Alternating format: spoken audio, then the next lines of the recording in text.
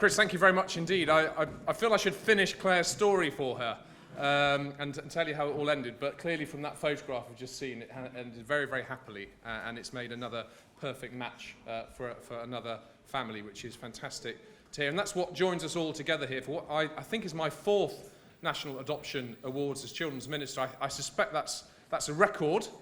We like records. I also have another record. I've never actually won anything at these awards. I've only ever presented them. But that's how it should be, because it's here to celebrate all the amazing people out there who often don't get that recognition, but we know are striving every sinew to make sure that children right across the country who are desperate for that loving family, stable home are being offered it quicker and with a real prospect of it working for them. And over those 4 years, in fact, almost 5 years now since we had the privilege of coming into government, and again since May, we've seen some real big wins, some real successes in the adoption system. When we first looked at it more closely, we all recognised that there were lots of improvements that could be made. We were struggling to recruit enough adopters.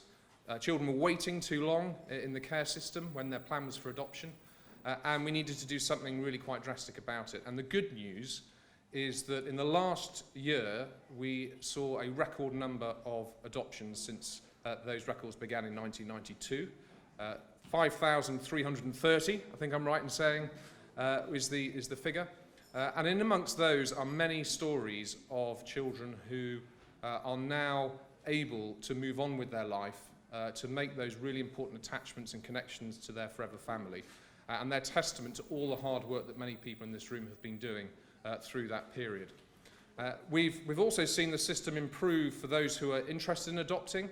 The First for Adoption website, I think, has hit another milestone. I think it's at 500,000 contacts with that site. We've seen the average time that children are waiting to be adopted come down substantially. The number of children who are being adopted within a year of coming into care has doubled from, I think, 17% to around 38%.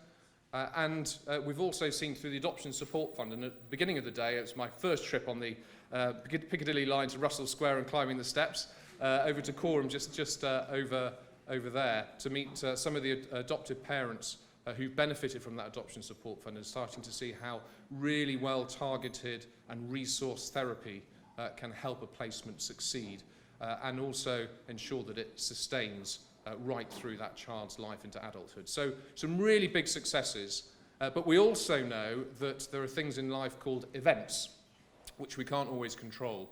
And there are new challenges that have surfaced during that intervening period, including some court judgments that have been in many ways misinterpreted, in that the law on adoption hasn't changed, but it has led to a fall away of the number of children whose decision is for adoption or who are being placed for adoption. That's something that we need to do something quite significant about. So there's lots of work being done to try and correct that, because I'm very clear as someone who has 2 adopted brothers, one who's about to approach 40, which makes me feel very old, let alone him, and another who's in his late 20s, who benefited hugely from adoption, but didn't benefit from many of the reforms that we've brought in, particularly around that support post-adoption.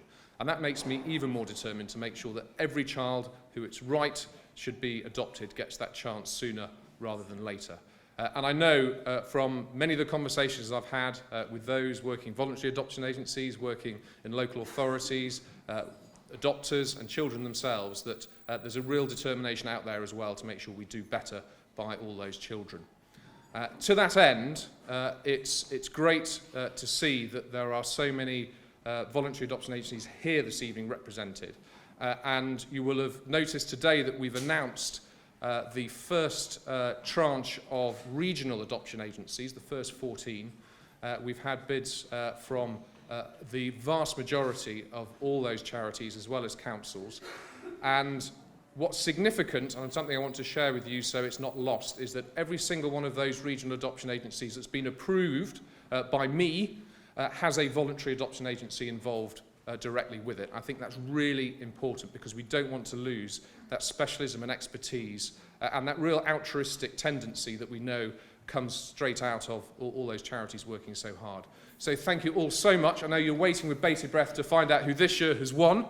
I'm sorry for all those who've nominated who will go away empty-handed, but the nomination in itself is something you should be extremely proud of. So you have my thanks and my congratulations for all that you've achieved. So thank you for your continued support. Remember, it is National Adoption Week, so it's not just about today. So make sure you do go out and keep spreading the word of everything good that's going on in adoption, but also the fact that we need to refocus our energies to make sure all the work that we have achieved remains something that we can continue to build on in the future. So thank you very much and good luck.